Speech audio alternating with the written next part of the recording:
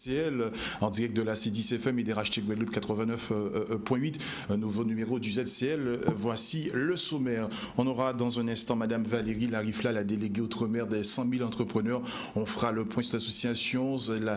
Cette semaine, il y a eu un événement. La semaine dernière, il y a eu un événement important. On en fera le point avec elle et puis on va découler pour voir qu'est-ce qui nous réserve pour cette année. Et puis on aura Madame Françoise Mougeot, le moule en héritage, qui viendra vers 13h10 pour nous parler de cette manifestation avec un temps fort. Ça va être dimanche. Et puis en fin d'édition, on fera avec Maïté Péo, avec ce guide Go événement qui nous a répertorié dans un répertoire les 250 grands événements en Guadeloupe pour l'année 2018. Mais peu avant, voyons l'essentiel de l'actualité, les titres de l'actualité avec Keïssa Zobabel. Bonjour Keïssa. Bonjour Jean, voyons les titres qui font l'actualité aujourd'hui. Et nous ouvrirons le journal d'aujourd'hui avec une réunion de plus au sujet du problème de l'eau. Cette fois-ci, elle a eu lieu samedi à Goyave. Décidément, les réunions se multiplient. On en finira-t-on un jour?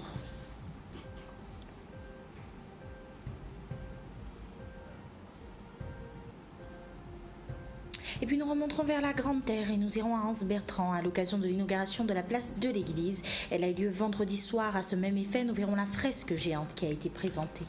Et puis c'est bien sûr sans surprise que nous finirons le journal d'aujourd'hui au rythme carnavalesque. Nous visionnerons et écouterons ensemble les défilés des groupes à peau de vendredi soir. C'était au Cosival. Mais pour l'heure, c'est l'interview. Nous recevons Madame Valérie Larifla avec Jean. Oui, on l'avait dit, Keïssa, Madame Valérie Larifla qui est avec nous dans ce plateau, sur ce plateau du ZCL. Elle est déléguée outre-mer des 100 000 entrepreneurs qui vous avez organisé la semaine dernière cette initiative avec le parrain de la manifestation qui était Jean-Marc Momec, le délégué des égalités français d'outre-mer. Alors, on a envie de dire, pouvez-vous nous représenter pour ceux et celles qui ne savent pas? C'est une association, les 100 000 entrepreneurs, c'est quoi? Quelle est sa mission? Donc 100 000 entrepreneurs est une association effectivement qui est implantée en Guadeloupe depuis une année, qui existe au niveau national depuis 10 ans. L'association a été créée en 2007 et notre objectif c'est de sensibiliser les jeunes à l'esprit d'entreprendre. Donc nous travaillons avec des jeunes à partir du collège, à partir de la 4e jusqu'à l'enseignement supérieur, donc des jeunes âgés entre 13 et 25 ans. Et nous proposons à ces jeunes de rencontrer des chefs d'entreprise, des entrepreneurs, des responsables d'associations pour leur donner à leur tour l'envie d'entreprendre. L'envie d'entreprendre, aujourd'hui, c'est quoi? Alors, l'envie d'entreprendre au sens 100 000 entrepreneurs, c'est l'envie de porter un projet. Donc ça peut être aussi bien pour un parcours professionnel, pour la création d'une entreprise, mais pour œuvrer aussi au sein d'une association et tout simplement pour laisser entendre aux jeunes, pas leur laisser entendre, leur faire comprendre et les sensibiliser au fait que dès lors qu'ils ont une idée, cette idée peut être transformée en projet et être mise de façon très concrète en œuvre. Donc nous leur faisons rencontrer des personnes qui, comme eux, ont eu des idées et qui ont mené à bout ces idées pour les mettre en œuvre. Et donc, vous commencez avec un public très jeune, dès l'âge de 13 ans, pour la plupart en classe de 4e. Pourquoi, dès la classe de 4e, on est déjà amené à être sensibilisé sur des problématiques d'entrepreneuriat? Donc nous intervenons effectivement dès la classe de 4e parce qu'à partir de la 3e, les élèves vont être amenés à devoir faire des choix, des orientations scolaires mais qui vont avoir des répercussions professionnelles. Donc nous souhaitons les toucher avant qu'ils n'aient fait ces choix pour qu'ils fassent ces choix en toute connaissance de cause. Nous souhaitons même, nous pensons même que des jeunes de plus jeune âge seraient intéressés. Mais pour le moment, c'est vrai que notre action commence à partir de la 4e et de façon régulière, nous avons un public de jeunes qui est très, très attentif avec des questions très pertinentes pour les entrepreneurs. Et le choix de travailler avec des jeunes dès la 4e n'est pas vain. Et nous poursuivons dans cet axe parce que nous avons un public en face qui répond et qui qui est intéressé par ce type d'intervention. Qui ça? Et les jeunes de classe de 4e, ce qui me semble qu'ils ont 13-14 ans, c'est bien ça? Tout à fait. Ils sont intéressés, ils ont déjà des projets, des ambitions. Exactement. Ils vous semblent comment? Ce sont des jeunes qui ont déjà des projets, qui se documentent, s'informent sur différents supports, notamment les réseaux sociaux, mais également d'autres supports. Et quand ils ont en face d'eux des personnes à qui ils peuvent poser des questions qu'ils ont sur pourquoi moi je ne ferais pas mon projet, qu'est-ce qui pourrait me freiner dans l'action, ils sont ravis de le faire et ils échangent vraiment très. Il y a déjà ce déclic-là. Tout à fait. On a vraiment, on est souvent surpris. Vous avez des exemples? On a des jeunes, oui, qui sont dans des milieux associatifs et qui ont soit déjà fait des projets et sont confortés dans cette démarche, soit ont des idées en tête, mais s'imaginent que l'idée ne peut pas aller plus loin. Et cet échange, donc, ce sont des interventions, les interventions que nous organisons durent 1h30, 2h, et au bout de 2 heures, ils sont déjà reboostés et prêts à mettre en œuvre. Vous avez donc déjà pour habitude de vous rendre dans des établissements? Tout à fait. En fait, de rencontrer voilà, les jeunes. Donc de façon nationale, donc l'association existe depuis 10 ans, on a déjà sensibilisé plus de 400 000 jeunes et de façon annuelle, on rencontre 65 000 à 70 000 jeunes par an. En Guadeloupe, l'année dernière, nous avons fait 100 interventions et sensibilisé 3 000 jeunes. Et vous les accompagnez jusqu'au bout de leur projet? Donc après, l'objectif, c'est vraiment de leur faire toucher du doigt que c'est possible. Et ensuite, on peut les orienter vers des organismes capables de vraiment rôder à la gestion de projets et à l'accompagnement, tels la BGE, Cité Lab, Guadeloupe Initiative, la CCI, qui sont nos partenaires et qui, eux, ont l'habitude d'accompagner les porteurs de projets. Nous sommes là pour allumer l'intercelle et faire en sorte que ces jeunes aient envie de porter leur projet. Et pour entreprendre, il faut montrer cette maturation. Pour entreprendre, il faut se dire que les idées qu'on a peuvent être mises en œuvre. Excusez-moi. On a par exemple des entrepreneurs dans le monde du numérique qui ont mis en œuvre des projets à partir d'idées qui pouvaient sembler folles. Et les échanges avec ces entrepreneurs montrent aux jeunes qu'on peut partir d'une idée qui semble banale et cette idée peut se transformer en un projet, en une entreprise. Et au bout de 3 à 4 ans, avec des recrutements de personnel. Donc pour entreprendre, il faut être persévérant, se fixer des objectifs et se faire accompagner. Et c'est le type de message qu'on leur transmet. C'est un peu le rôle de la transmission de la culture que... Les entrepreneurs avec lesquels nous travaillons sont des entrepreneurs bénévoles. Ils prennent sur leur temps pour aller voir ces jeunes et ils ont la réelle volonté de faire savoir aux jeunes qu'eux ont entrepris, sont partis d'une idée qu'ils avaient, ont quelquefois été d'abord salariés et puis après se sont lancés dans l'entrepreneuriat.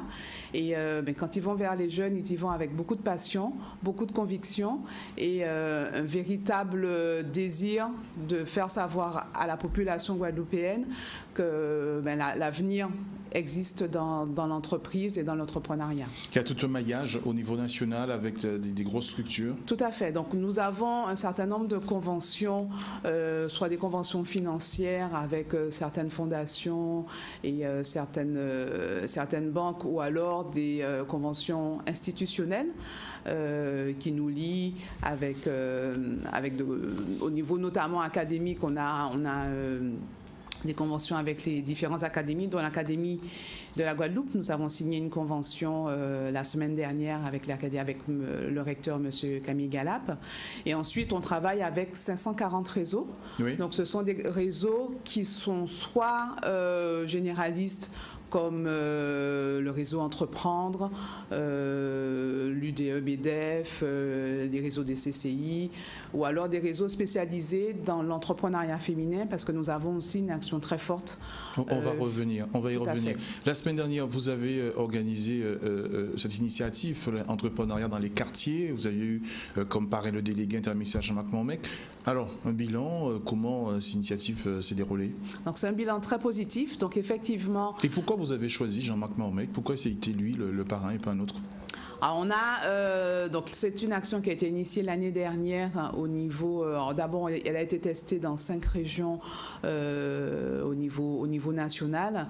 Monsieur Mormec, délégué interministériel à l'égalité des chances des Français d'outre-mer, a été choisi, mais à la fois pour son parcours de persévérance et de modèle aussi vis-à-vis des jeunes que nous cherchons à tester, donc à toucher plutôt. La semaine de l'entrepreneuriat dans les quartiers vise à aller à la rencontre des jeunes des quartiers prioritaires de la ville ou de l'éducation prioritaire. Monsieur Mormec est issu de la banlieue, il explique très bien lors de ses interventions. C'est quelqu'un qui a connu des difficultés dans son parcours scolaire, qui a su relever les défis, qui s'est fixé comme ambition d'être champion du monde et qui a relevé cette ambition avec brio.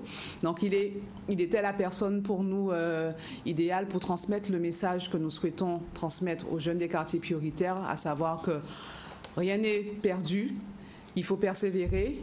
Il ne faut pas se laisser abattre par l'environnement et par les difficultés.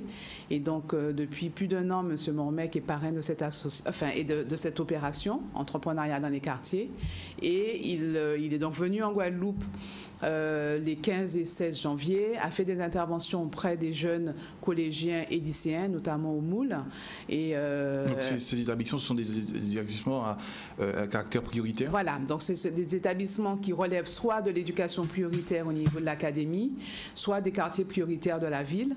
Et les jeunes... échanges avec le délégué, l'ancien champion, le champion, ça s'est passé comment? Il y a des questions, les enfants, ces élèves ont été...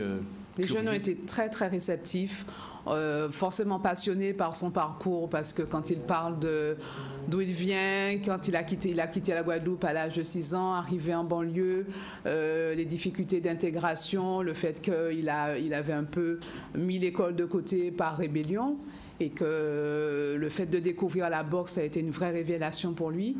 Les jeunes sont vraiment bouche bée et écoutent avec beaucoup de sérieux le message.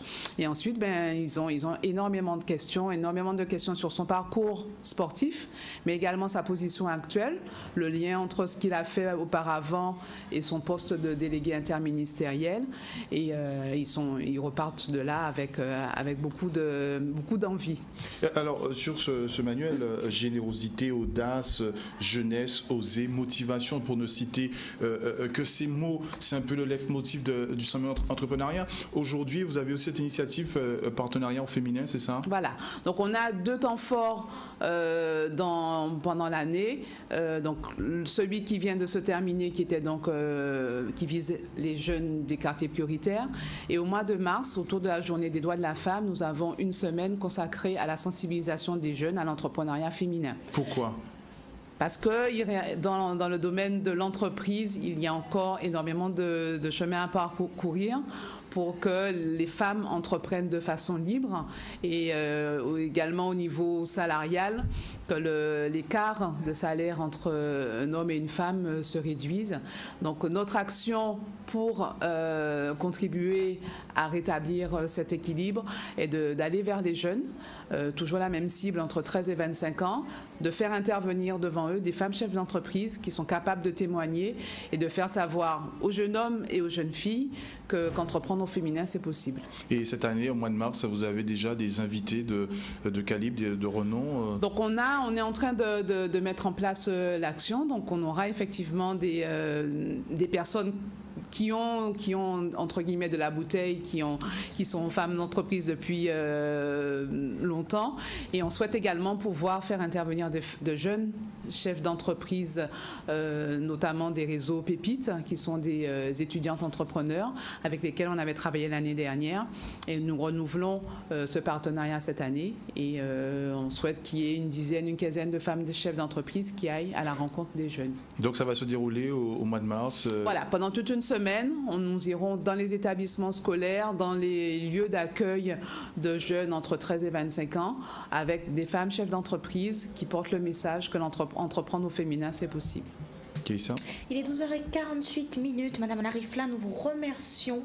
Et nous vous saluons. Des partenaires à remercier? Oui, tout à fait. Donc, notre action en Guadeloupe est soutenue par le Fonds social européen qui nous permet de mettre en œuvre l'intégralité de nos actions.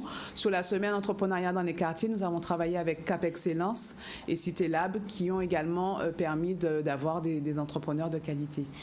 Merci, on vous remercie d'être venu sur le plateau du ZCL. Et puis on fera le point au cours du mois de mars. Durant cette semaine, on rappelle que vous êtes la déléguée Outre-mer de 100 000 entrepreneurs. On fera le point aussi avec vos actions dans les Outre-mer. Merci.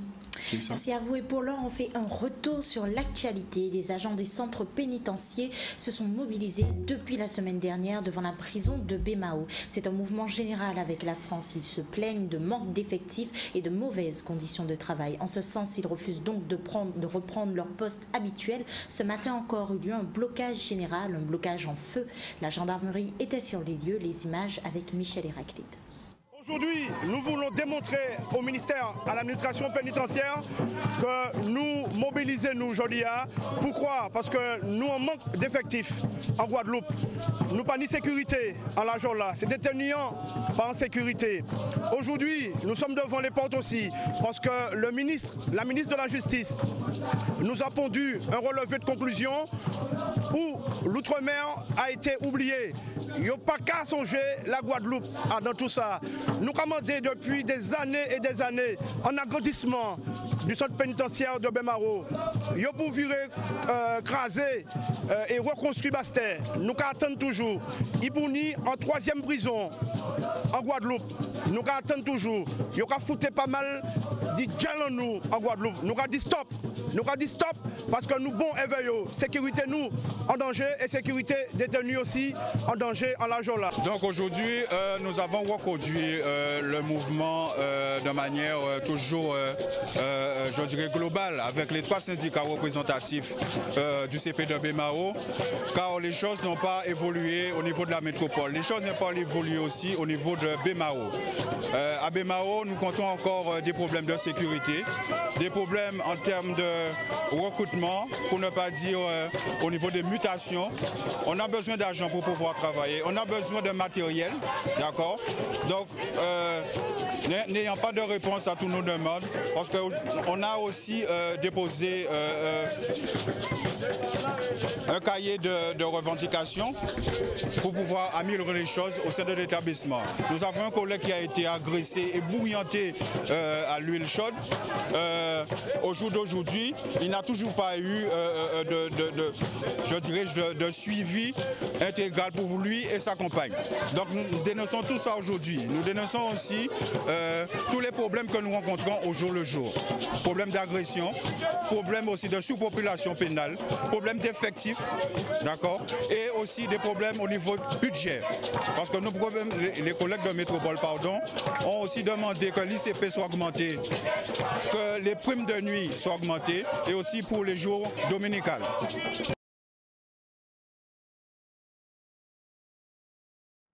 Il est 12h51 à la pendule du ZCL, n'est-ce pas Jean? Oui, c'est ça. Nous souhaitons un bon appétit à nos auditeurs et téléspectateurs. On se retrouve après la pub.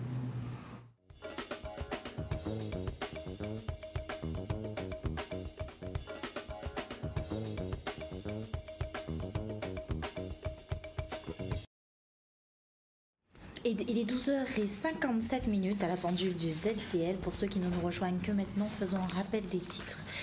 Et nous ouvrirons le journal d'aujourd'hui avec une réunion de plus au sujet du problème de l'eau. Cette fois-ci, elle a eu lieu samedi à Goyave. Décidément, les réunions se multiplient. On en finira-t-on un jour?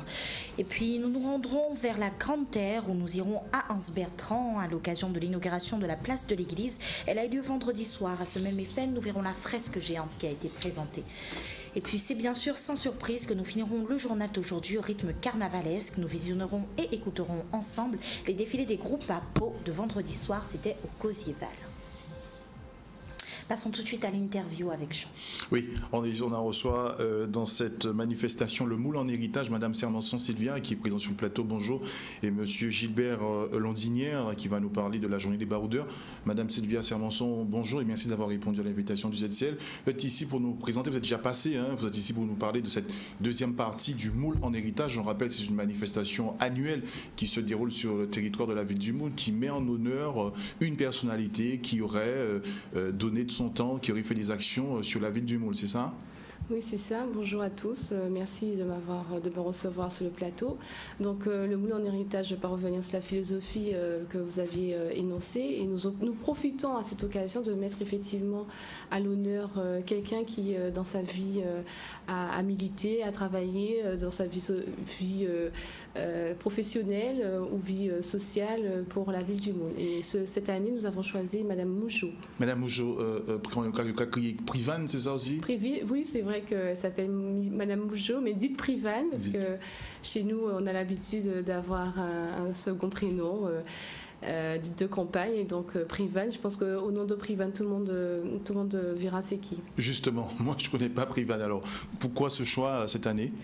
Parce que nous avons choisi une thématique qui s'intitule Transmettre pour faire grandir. Donc on évoque la notion d'éducabilité, et pour ça nous avons choisi une sage-femme qui très longtemps a mis au monde des enfants, et en plus a mis en place aussi des actions d'aide aux devoirs et qui continue encore de recevoir dans son quartier des jeunes. Et pour nous c'était une façon de mettre, alors une dame très très réservée, très timide, mais de mettre aussi en avant son action. Donc le parrainage, c'est-à-dire qu'il y a des actions fortes qui sont mises en œuvre tout au long du mois, et à la fin, effectivement, cette personne est honorée. Et dans le cas de Madame Privane, elle a accepté, elle n'a pas eu de réticence pour être la marraine. Ça n'a pas été facile. Ça n'a pas été facile. Il faut dire que c'est une dame qui a 83 ans, qui est un petit peu physiquement un peu fatiguée. Et donc, c'est vrai qu'en plus très timide, très réservée, pour elle, elle n'a pas besoin de reconnaissance. Donc, on a eu du mal à la convaincre, mais finalement, elle s'est laissée un peu conquise par l'ensemble des arguments mis en place. Et donc... Et elle répond parfaitement à la philosophie, parce qu'elle a... Elle répond parfaitement à la philosophie du moule en héritage, parce si elle a été sage-femme, elle continue à faire des actions à son âge.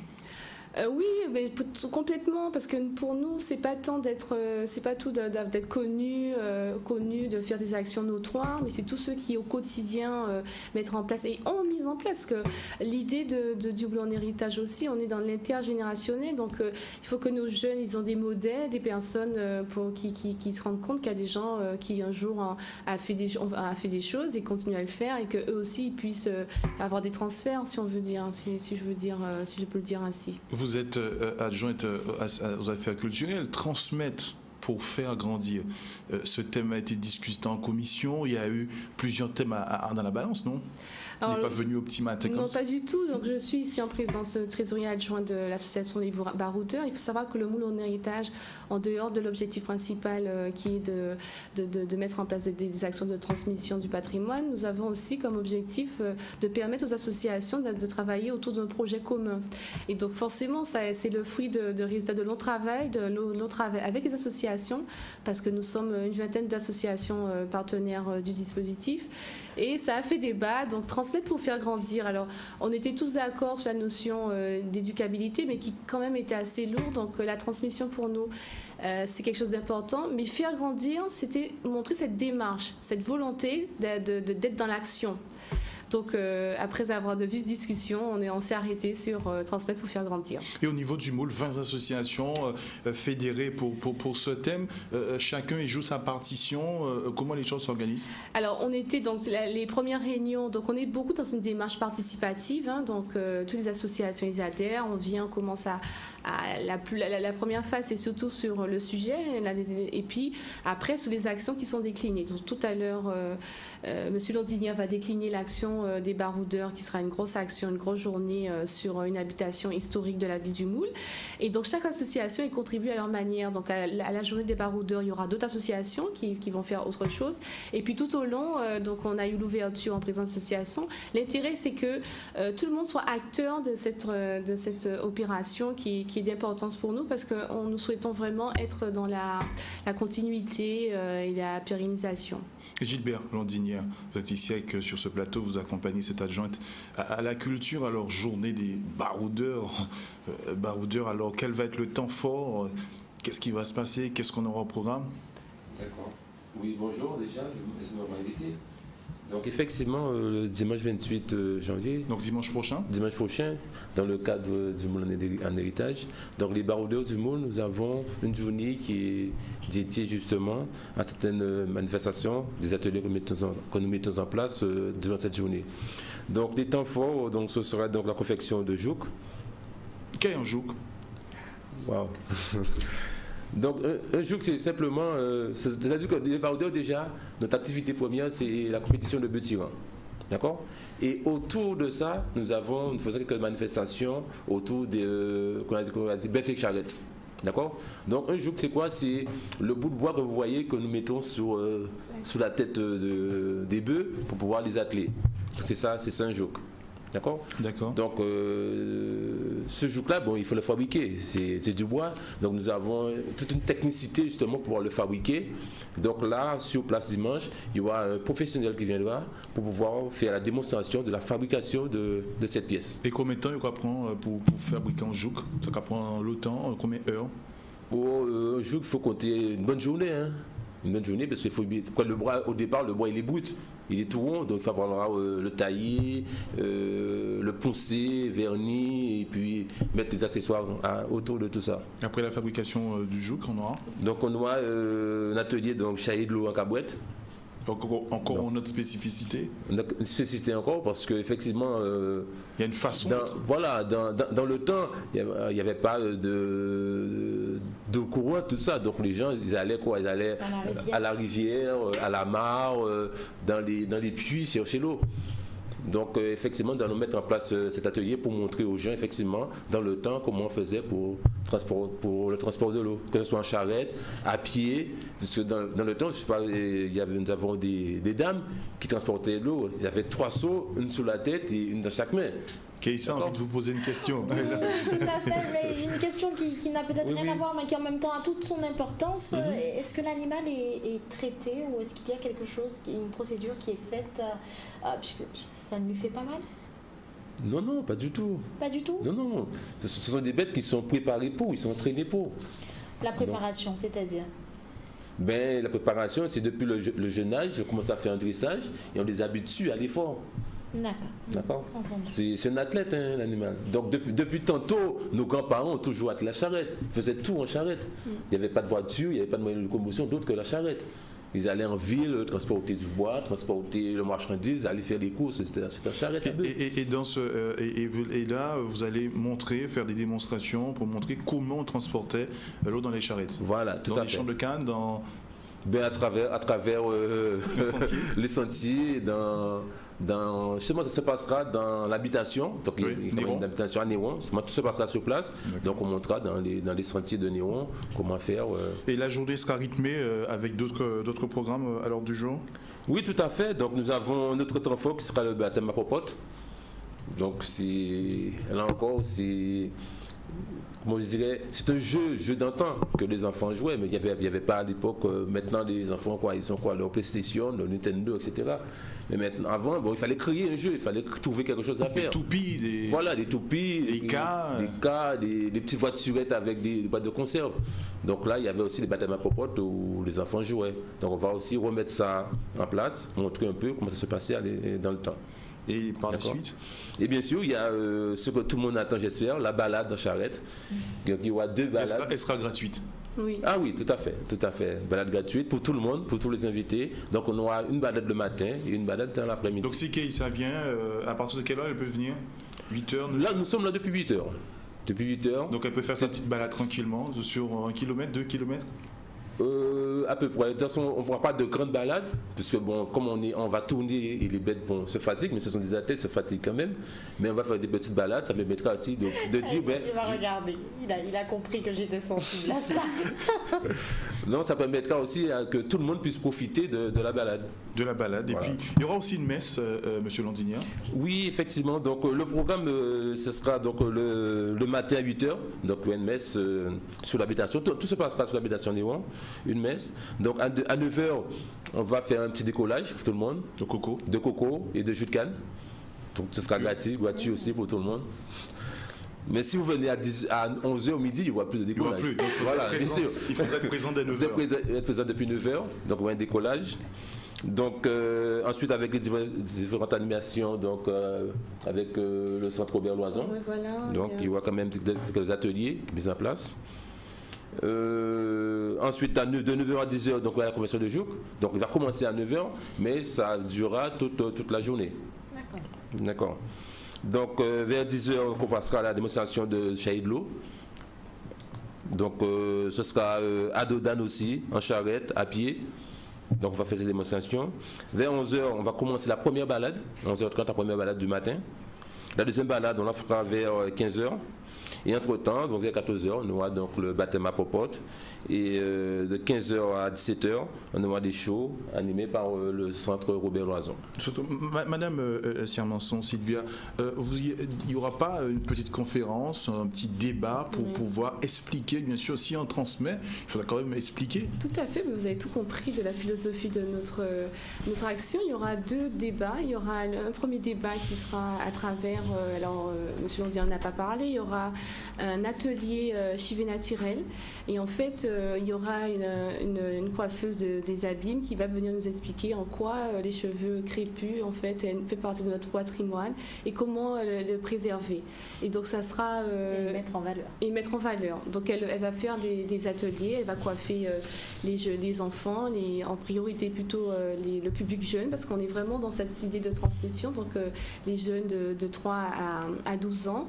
Elle aura un bic à parole, ce qu'on a appelé un bic à parole, où en fait ça sera vraiment interactif. Elle va nous expliquer effectivement comment maintenir les cheveux naturels. Et donc la deuxième conférence, ça sera plus animé, c'est concernant justement l'atelier Chahid de l'eau. Et donc il y aura donc Monsieur Solvay qui est un fervent défenseur du patrimoine, qui va animer et expliquer la démarche et comment et la philosophie de tout ça. Donc effectivement deux conférences qui vont compléter ces actions. Et si Jean souhaite toutefois amener une petite cousine ou encore une petite nièce se faire coiffer, faut-il prévoir une participation? Alors oui, on a prévu une participation de 20 € pour les enfants. Alors l'atelier sera gratuit parce que c'est nous-mêmes, la ville du Moule, qui finançons la présence de cette coiffeuse. Mais par contre, effectivement, une participation de 20 € et ça nous permettra aussi de faire un choix avec ses enfants. 20 € pour les enfants et donc pour les adultes? Je pense que nous avons fait le choix de coiffer que les enfants de 3 à 12 ans. Ceci dit, elle coiffe aussi les locks, mais vraiment tout ce qui est cheveux naturels. Et elle explique effectivement l'intérêt des cheveux naturels, pourquoi nos cheveux sont crépus, pourquoi on doit mettre nos cheveux, comment le maintenir. On montre un petit coaching.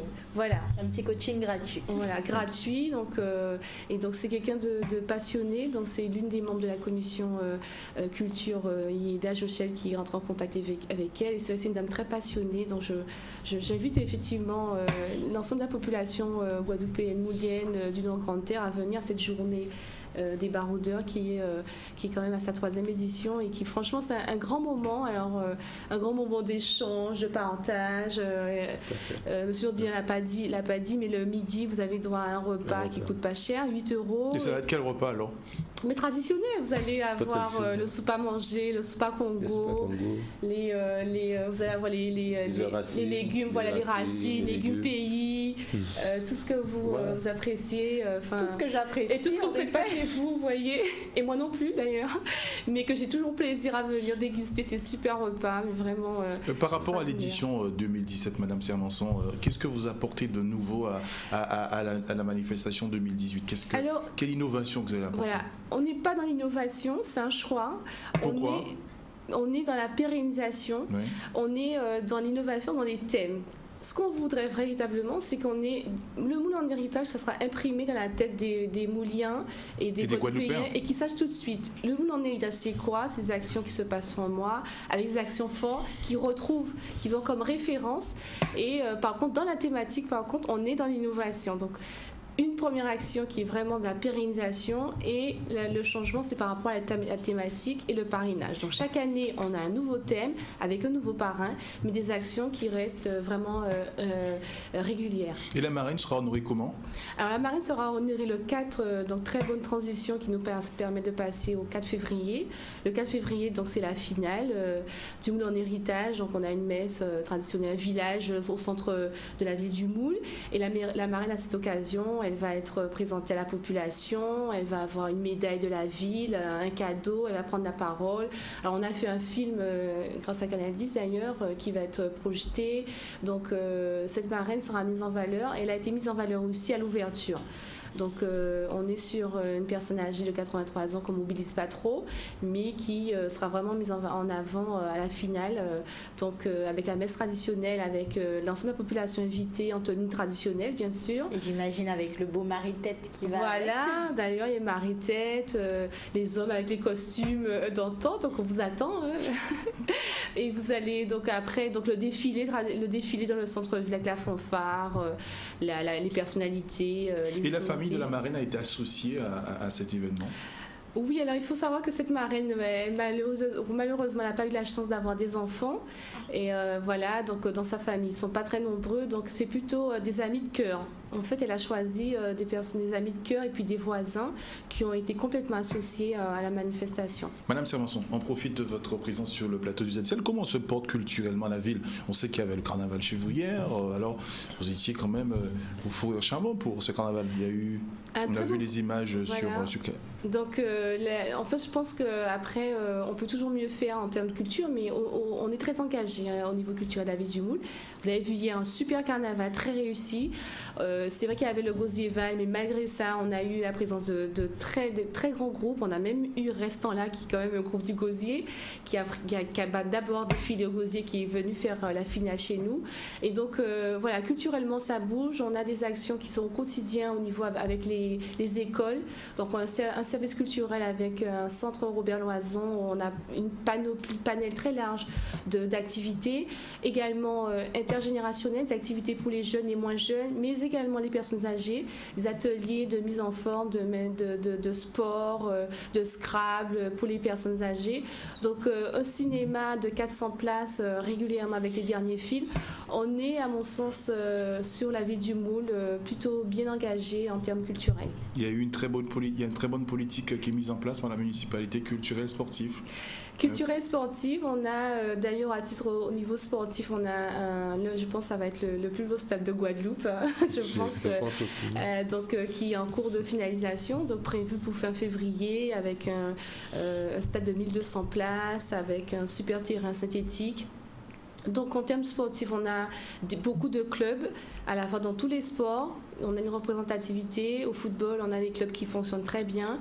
Donc je pense que la ville du Moule en termes sportifs, culturels se porte bien. Et d'une manière générale, je pense qu'on a plaisir à vivre au Moule. Je suis une Moulienne, une vraie Moulienne.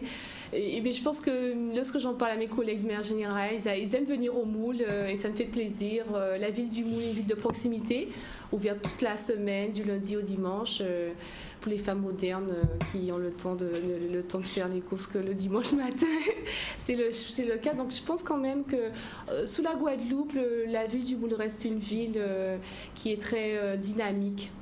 Monsieur Landini, les baroudeurs, outre après cette manifestation qui va se dérouler au Moule ce dimanche prochain, quel va être votre plan d'action pour l'année? Pour l'année, donc après le dimanche 28, nous avons le carnaval d'ailleurs. Le 4, c'est ça, le 4. Nous avons le 4 février, nous avons le carnaval qui se fait en charrette à bœufs. Oui, bien sûr. Ah ouais, ouais. Au Moule? Au Moule, oui, toujours au Moule. Qu'on fait depuis quelques années d'ailleurs. On organise cela avec la ville du Moule. Avec des frappeurs aussi. Et les frappeurs y participeront.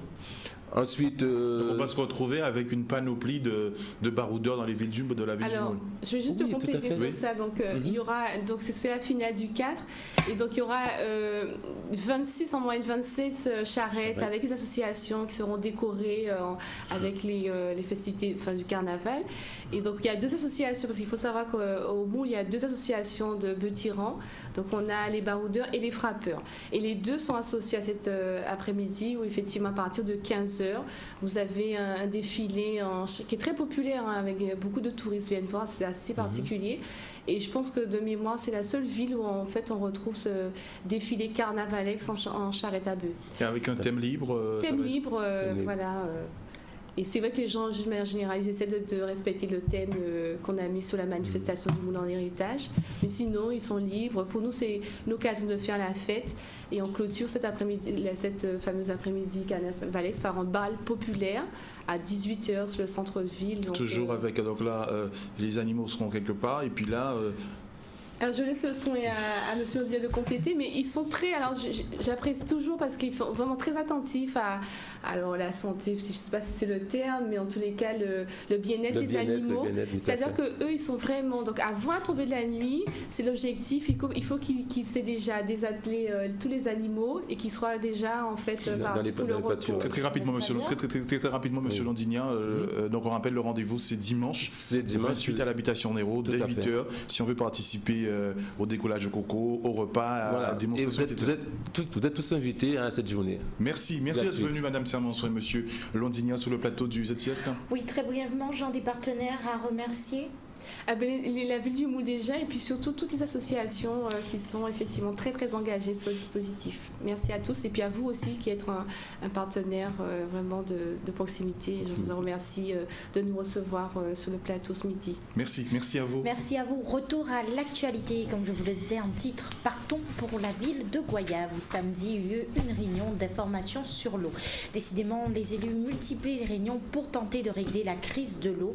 C'est bien sûr sans surprise que les usagers, eux, ne veulent plus se contenter des annonces sans lendemain. Ils veulent le démarrage effectif des travaux promis. Écoutons Germain Parent et Harry Duhamel sur ce sujet.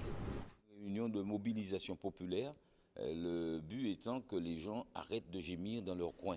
Il faut que collectivement nous exigions le respect des obligations du service public, de continuité du service public. Donc pour ça, seule la mobilisation citoyenne permettra de sortir de cette léthargie que l'on observe depuis près de 30 ans. En ma qualité de président du comité de l'eau, je me donne l'obligation d'être présent de part et d'autre, là où il y a des réunions. Quand on m'invite, je ne peux pas faire la chaise vide comme certains, parce que c'est une obligation de savoir ce qui se passe. Et pour pouvoir transmettre à l'usager, parce que l'usager c'est celui qui paye et qui n'a pas d'eau aujourd'hui. C'est pour ça que je suis là. Et c'est pour porter mon concours à ceux qui ont envie de travailler pour la Guadeloupe et pour avoir de l'eau. C'est sûr que c'est bien qu'après 36 ans de représentation, on a su se mettre d'accord pendant 2 heures de temps en protocole de signer. Mais ce n'est pas tout. Et ce n'est pas ça. On veut donner de l'eau à l'usager. Je dis oui qu'il faut donner de l'eau à l'usager, mais à quel prix et comment? On veut que chaque président dans chaque secteur assume ses responsabilités. Après, les problèmes de gouvernance, de recomposition du paysage, de la gestion de l'eau, tout ça c'est légitime. Mais nous considérons que nous sommes dans un système en panne. Et quand il y a panne, il faut réaction de dépannage urgent. Ce n'est pas le moment de poser le problème de l'inadéquation du système. Nous le savons depuis longtemps qu'il y a trop de petites entités qui gèrent un seul liquide vital. Le maire d'Anse-Bertrand, Édouard Delta, a eu le plaisir de vous convier vendredi, vous la population, à l'inauguration de la place de l'église rénovée. Elle a eu lieu de 20h à 23h. À cette occasion a été présentée, entre autres, la fresque géante réalisée sur la dalle par le plasticien Antoine Nabajotte. Le reportage avec Chris Kilmani. Alors effectivement, ce soir, vendredi 19 janvier, c'est un grand jour car c'est l'aboutissement d'un travail que nous avons fait pour relooker la place de l'église qui était auparavant pas très agréable. Et ce soir, nous avons invité la population pour cet instant solennel et festif. Car le peintre Antoine Nabajotte, qui a en fait conçu la fresque qui est au sol, est présent et va pouvoir expliquer dans quel esprit il a conçu cette fresque. Et nous avons aussi invité plusieurs associations artistiques qui nous accompagnent au niveau de la commune. Et donc je pense que ça va être de toute évidence une fête réussie, puisque le public est là, les associations sont là, et la bonne humeur est présente et le beau temps aussi.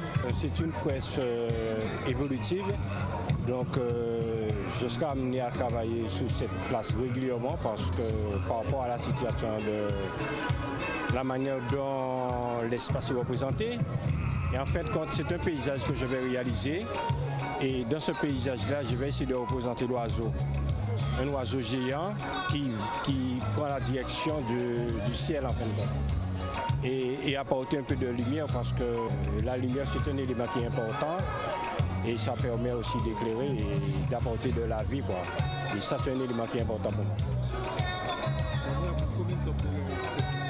En fin de compte, ça fait à peine 3 semaines que j'ai commencé à travailler sur la fresque. Je pense qu'il va me rester peut-être 2 mois de travail encore. Parce que ça prend du temps et je travaille en fonction de la nature. S'il pleut trop, je suis obligé d'arrêter, donc ça va me prendre un peu de temps. Merci. Il est 13h23 de retour sur le ZCL. Nous le rappelons, vous nous écoutez en direct de Radio Haute Tension, mais aussi de C10 FM 103. Nous vous souhaitons à nouveau un bon appétit pour ceux qui ne mangent que maintenant. Tout à l'heure, nous recevrons Maïté Pierrot pour le magazine Go Events. Pour ceux qui connaissent, en fait, c'est Kaikafet, pardon, on va y arriver, sur Facebook. Et bien, ils ont sorti un magazine, c'est la 2e édition. Nous verrons tout ça après la pub.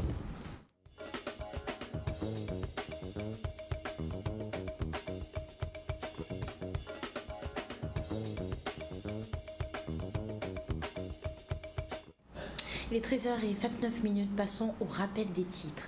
Et nous avons ouvert le journal d'aujourd'hui avec une réunion de plus au sujet du problème de l'eau. Cette fois-ci, elle a eu lieu samedi à Goyave. Décidément, les réunions se multiplient. Et puis nous sommes remontés vers la Grande Terre où nous sommes allés à Anse-Bertrand à l'occasion de l'inauguration de la place de l'église. Elle a eu lieu vendredi soir. À ce même effet, nous avons vu la fresque géante qui avait été présentée. Et c'est bien sûr sans surprise que nous finirons le journal d'aujourd'hui au rythme carnavalesque. Nous visionnerons et écouterons ensemble les défilés des groupes à Pau. C'était vendredi soir et c'était au Gozieval. Samedi eut lieu à Déhay la nuit de la lecture, un événement qui avait été organisé par la ville de Déhay à la bibliothèque. Au programme des récitals, des poésies et bien sûr un spectacle. Et bien si vous y étiez, vous avez vous-même constaté, comme chaque année, l'accès était libre. Le reportage avec Jeff Taylor. La seconde édition d'une manifestation nationale à laquelle la ville de Bémao et l'équipe de la bibliothèque en particulier participent. Nous avons proposé dans ce cadre-là 3 types d'actions. Nous voulions que les usagers échangent des livres dans l'esprit vraiment d'échange.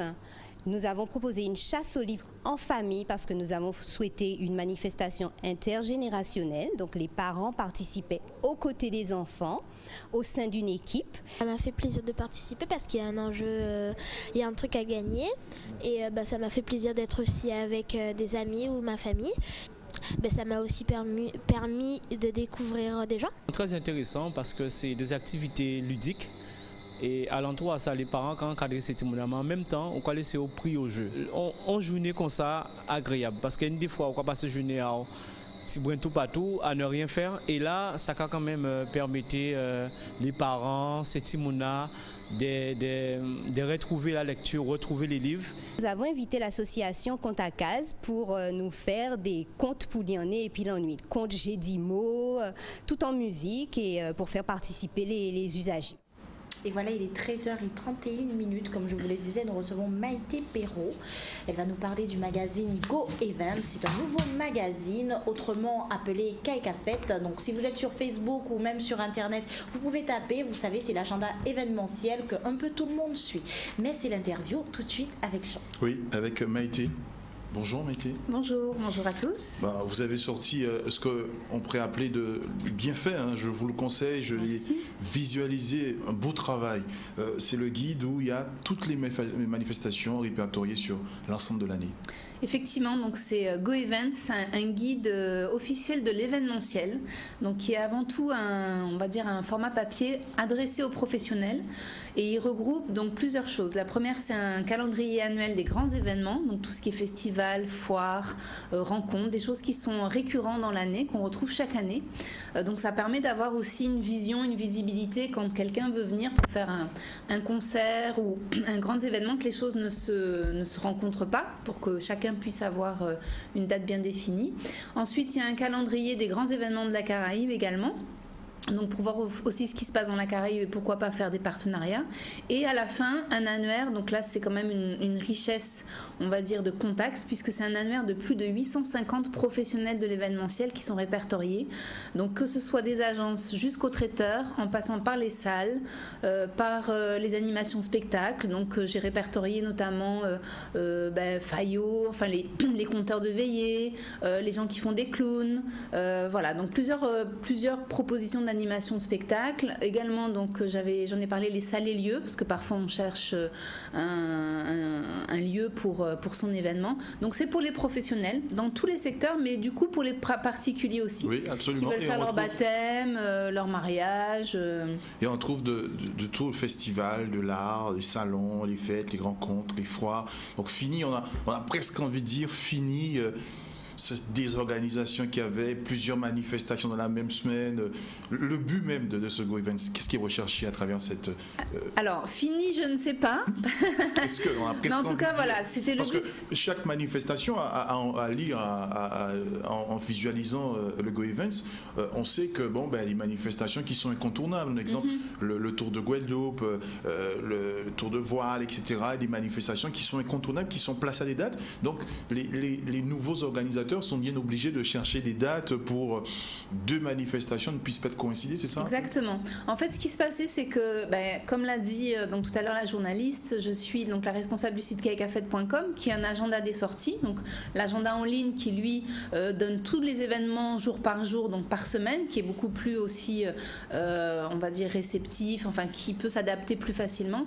Et souvent, du coup, ça devient une référence petit à petit. Et j'ai beaucoup d'agences, par exemple, qui m'appellent, ou des particuliers, des artisans par exemple, qui me disent voilà, tel mois, qu'est-ce qu'il y aura ce mois-ci parce que j'ai des choses à vendre, ou alors une agence qui a une entreprise qui veut associer son image avec un événement qui est en lien, je sais pas, avec le sport ou avec les enfants, etc.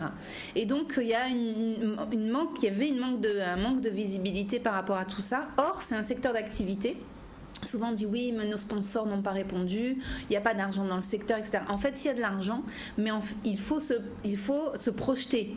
Voilà, donc plus on se prépare en amont et plus on peut aller solliciter les entreprises qui l'intègrent dans leur budget, et donc mieux l'événement peut se faire dans une bonne situation financière, et donc peut être une réussite. Donc le but, c'est d'organiser le secteur, donc savoir qui fait quoi, et ensuite de se projeter pour pouvoir faire de nos événements des réussites, parce qu'on a des compétences, on a des professionnels, et souvent il y a du retard dans les événements sont décalés ou annulés, donc voilà, c'était de montrer que c'était aussi une activité professionnelle, qu'on avait des professionnels derrière, et donc de faire un état, c'est comme une sorte d'état des lieux, en tout cas un point sur l'événementiel dans ce guide. Vous avez déjà, vous êtes à la 2e édition, vous avez avez déjà eu des retours sur le Go événementiel depuis sa sortie? Effectivement, j'avais fait une première édition qui s'appelait Kaika Fête en l'année là, donc où j'avais pas trop, on va dire, fait de grand bruit, mais qui s'était écoulé très rapidement. Donc c'était en 2014.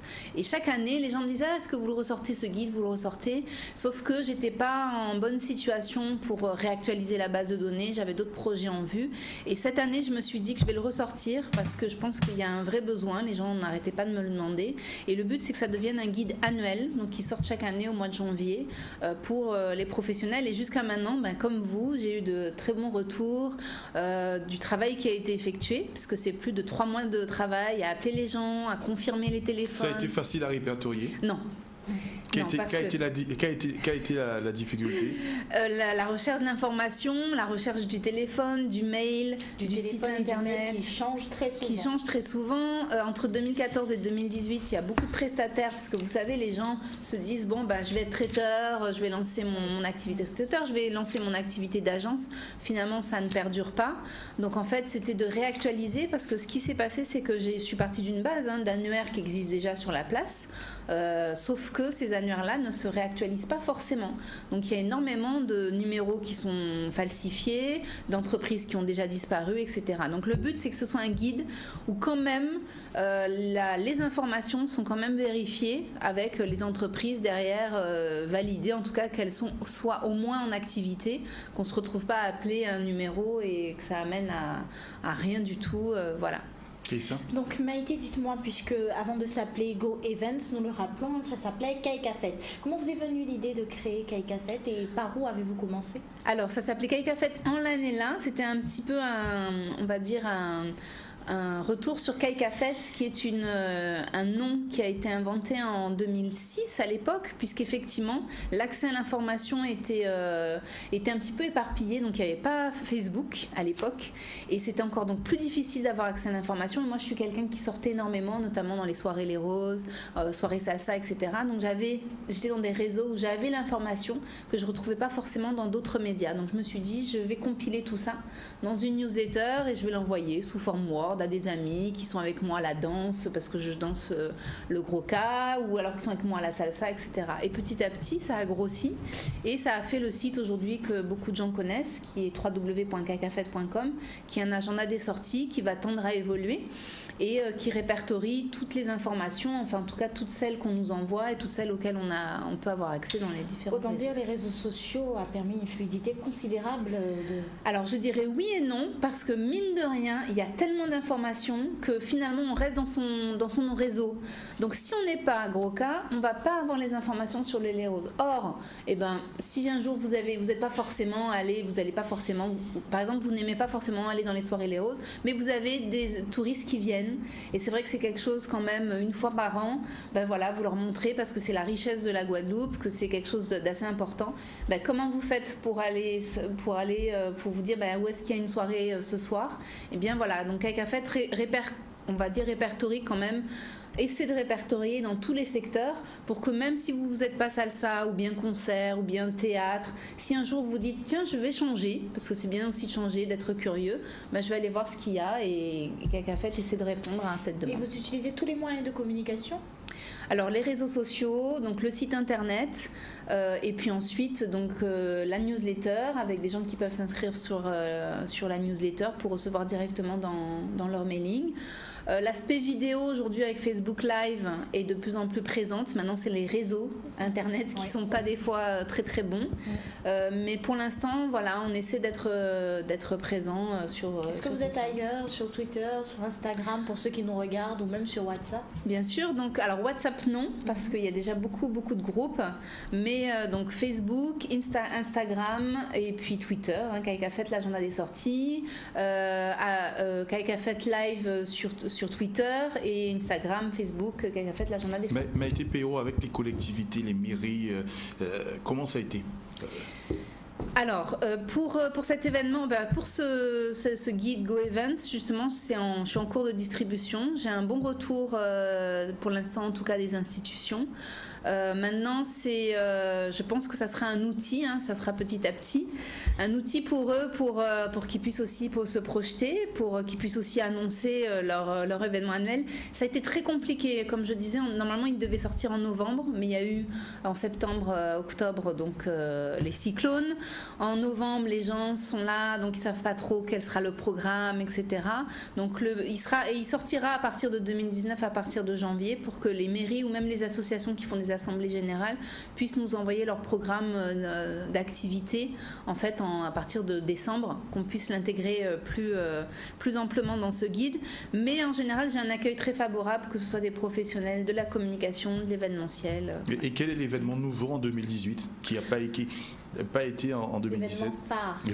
L'événement phare, donc forcément. La route du Rhum. Là, voilà. Autre autre que la Carudjet. J'allais dire la route du Rhum, la Carudjet, c'est quelque chose qu'on revoit. Alors, ce qui s'est passé, c'est que en fait, j'ai commencé en octobre, mais il y a plein d'événements qui ne se sont pas faits pendant le mois d'octobre. Il y avait le festival de la gourmandise qui devait avoir lieu au Palais des Sports, finalement qui a été annulé. Donc, j'ai toujours pas la date de cette année. Oui, ça va peut-être se refaire donc cette année. Qu'est-ce que j'ai noté?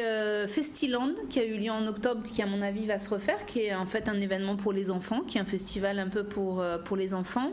Un nouveau festival, alors là aussi, bon après savoir, mais c'est pas un festival, c'est un salon qui commence, qui aura lieu la semaine prochaine, le salon du tourisme caribéen et des loisirs de la Caraïbe, alors qu'il y a déjà un autre salon du voyage et de la croisière. Le salon de la croisière, effectivement. Voilà, donc il y a deux salons qui se ressemblent mais qui du coup se suivent. Donc après, voilà, chacun va défendre un petit peu son événement. Qu'est-ce qu'il y a encore d'autre? Après, ce qui est bien, c'est que, et c'est ça que je trouve bien, parce que souvent, quand j'ai voulu faire ça, on m'a dit, tu n'y arriveras jamais, les gens ne sont pas organisés. Et ce défi, tu l'as relevé? Et ce défi, je l'ai relevé, et en plus, on retrouve une récurrence, c'est-à-dire que mine de rien, les gens sont quand même fidèles dans leur planning. Il y a des choses, on en est à la 10e édition, 11e édition, donc il y a quand même des choses qui sont fidèles. Maintenant, c'est avec ce guide-là, c'est de dire ok, on en est à la 10e édition, mais qu'est-ce qu'il en est sur la visibilité, sur l'aspect développement économique, développement touristique. Voilà, parce que c'est bien d'avoir 20 éditions d'un événement, mais si c'est pour rester entre nous avec les mêmes personnes qui viennent, non, le but, c'est de créer des emplois aussi, c'est de créer une meilleure visibilité, puisque comme c'est annuel et que ça revient, c'est qu'il y a quand même un public. Donc voilà, c'est de faire grandir un petit peu tout ça et voilà, petit à petit avoir des vrais événements bien réussis et que ça puisse créer de l'emploi. Donc en ayant le Go Events, on ne peut pas rater un événement au cours du mois avec le site Cacafête. Les deux se valent? C'est ça, les deux se complètent parce que Go Events, c'est un calendrier annuel des grands événements, un annuaire des professionnels. Le site cacafête.com, c'est l'agenda quotidien, on va dire jour par jour, qui s'actualise à chaque fois qu'on reçoit une information. Par exemple, là, il y avait une parade de Tijan pour le carnaval samedi. Ça, il y a eu une annulation 2 heures avant. Bon, ça, on peut le changer sur le site internet, par exemple. Comme la manifestation juste avant. Culture en héritage. Le Moule en héritage. Le Moule en héritage, voilà, qui a lieu chaque année et c'est annoncé du 12 au 31 dans le guide. Voilà. Et ce qui est bien, c'est que vous avez un index alphabétique. Vous allez justement à Le Moule en héritage. Vous avez les dates, la ville, un téléphone de contact et un mail. Donc on a un index alphabétique des organisateurs de ces événements. Maïté Perrault, très rapidement avant de finir, combien de temps pour écrire ce magazine? Alors, ça prend du temps. Donc, j'avais déjà une base de données par rapport à Cacafête en l'année-là. Donc, je compte pas ce temps-là. Donc, par contre, la réactualisation, la mise à jour, etc., ça a pris au moins 3 bons mois. Bon, pas forcément non-stop, mais c'est vraiment les appels des organisateurs, des professionnels qui est très fastidieux. Mais voilà, c'est quelque chose qui me tenait à cœur et j'ai été aidée par justement des partenaires à remercier. Alors, je remercie déjà les annonceurs qui sont très peu nombreux. Si je peux les citer, Air Caraïbes, le Mémorial Act et forcément la région Guadeloupe qui m'a tout de suite suivie. J'ai également donc Passion Créole, donc j'en ai très peu parce que pour l'instant c'était une première pour voir comment justement le public allait réagir. Et puis j'ai été aidée ensuite ensuite par une super stagiaire du lycée Boc-Calmé pour dire qu'on a des compétences et jeunes en formation, en communication, qui s'appelle Saïna de la Cruz, qui a fait un gros travail aussi de phoning, etc.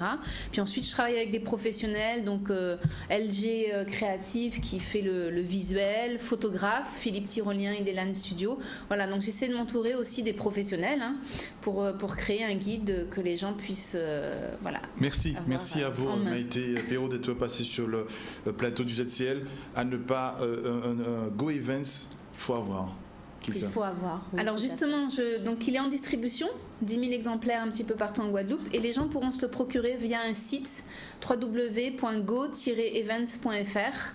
En version papier ou en version digitale, il faut s'inscrire, donc tout est expliqué. Merci à vous Maïté Perrault pour ce gros boulot, Go Events, à voir absolument pour ne pas rater un événement. Keïssa ?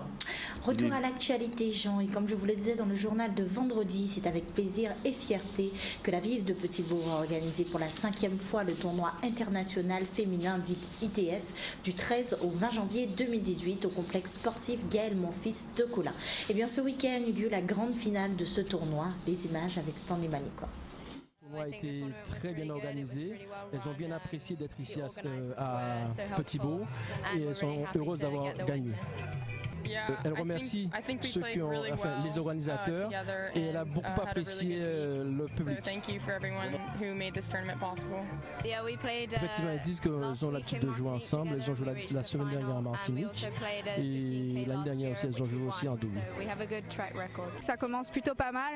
En Martinique, la semaine dernière, je perds en quart de finale. C'était pas mal, mais le tournoi s'est mal goupillé pour moi. Voilà, aujourd'hui, ça se goupille bien.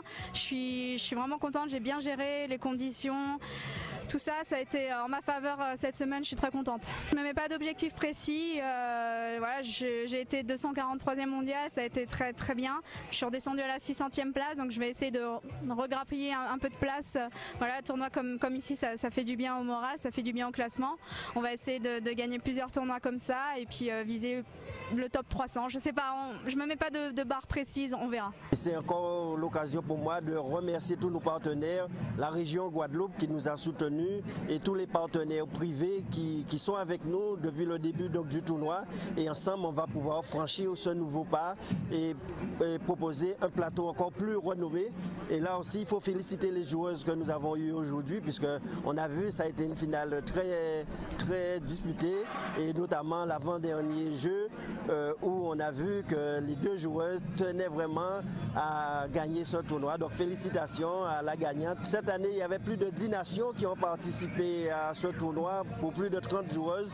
Donc nous voulons encore l'année prochaine pour la 6e édition franchir un autre palier et en augmentant le prize money, donc on va pouvoir attirer d'autres joueuses et encore d'autres nationalités. C'est quelque chose de bénéfique pour la promotion donc du sport, pour la promotion du tennis, pour la promotion du tennis féminin, et on sait que même le développement touristique doit avoir comme support des manifestations sportives comme celle d'aujourd'hui. Ça a été vraiment quelque chose de vraiment sympa, avec des jeunes filles qui venaient de 4 coins du monde, et une compétition à la hauteur et au-delà de ce que je pensais prévoir. Elles ont été vraiment formidables, elles ont joué le jeu, le public aujourd'hui a joué le jeu, et vraiment je pense qu'on va simplement monter en cadence, monter en puissance pour la Guadeloupe, pour le tennis en Guadeloupe. Absolument, ils ont joué plus qu'une leçon. En fait, nous sommes là pour lancer un nouveau concept, le concept d'un tourisme, d'un tennis social, un tennis qui a l'avantage d'intégrer tout le monde, le plus de monde possible. C'est ce qui est important à mes yeux, et je pense que demain on aura beaucoup plus, on va carrément doubler notre effectif. Nous sommes à plus de 215, demain nous visons le double. Vous comprenez que je suis vraiment un président content. Et ce week-end, comme je vous le disais en titre, le gosier était en fête, comme vous le savez tous, c'était le Gosierval. Un événement qui a lieu comme chaque année pour le plaisir des Gosiériens, mais pas que, car le reste de la population de Guadeloupe y prend aussi plaisir à y participer. Revisionnons les images du défilé des groupes à peau de vendredi soir.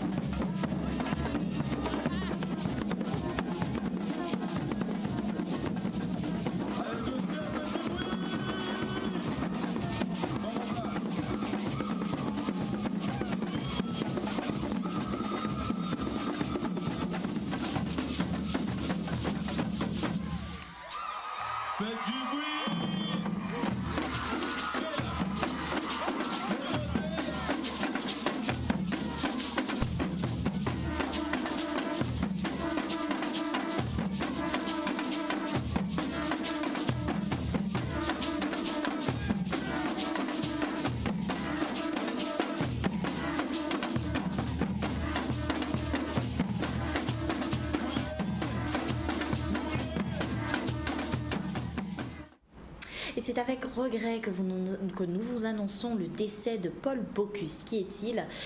Eh bien, c'était un chef cuisinier. Il souffrait depuis plusieurs années de la maladie de Parkinson. Le grand chef lyonnais, surnommé le pape de la gastronomie, est décédé ce samedi 20 janvier à l'âge de 91 ans. Les obsèques auront donc lieu le 26 janvier de ce mois. Et pour l'heure, pour ceux qui ne nous rejoignent que maintenant, nous allons procéder au dernier rappel des titres. Nous avons ouvert le journal d'aujourd'hui avec une réunion de plus sur le problème de l'eau. Cette fois-ci, elle a eu lieu samedi à Goyave. Décidément, les réunions se multiplient. On en finira-t-on un jour. Et puis, nous sommes remontés vers la Grande Terre où nous sommes allés à Basse-Terre à l'occasion de l'inauguration de la place de l'église. Elle a eu lieu vendredi soir. À ce même effet, nous verrons la fresque géante qui a été présentée.